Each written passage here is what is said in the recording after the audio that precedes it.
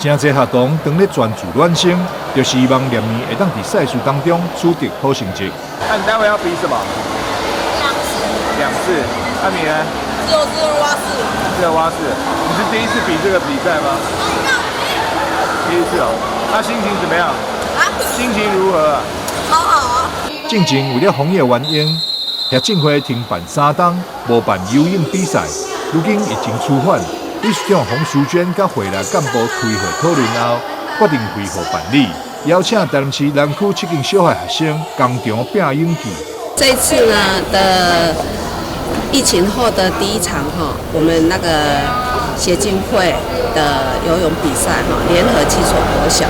那这一次呢，最主要的宗旨就是，其实学生他们的文艺并进啊，还有就是各校的资源整合。我们想借由这一次的水中游泳活动，然后把我们南区的这个教育的精神可以发扬光大，甚至可以拓展到整个大台南。这个就是这一次办的主要的意义。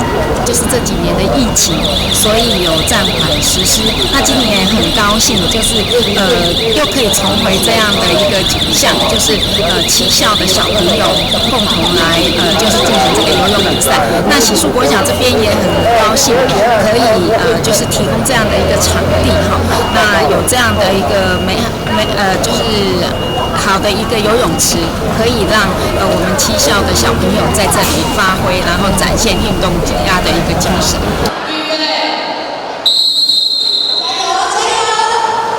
理事长洪淑娟表示，台湾拥有长达1566公里的海岸线，四面是环海，因此海洋教育更加重要。知海亲海观念嘛要自细汉就做起。协会也希望借由办理游泳锦标赛，来增强学生的游泳技能甲自信。伊也感谢这位明代校长以及各界赞助奖品，互参与比赛学生人人有奖。理事长杯国小游泳锦标赛嘛正重视教育，互囡仔会当伫比赛当中得到趣味以外，嘛会当得到海洋知识技能。台南新闻张硕伟采访报道。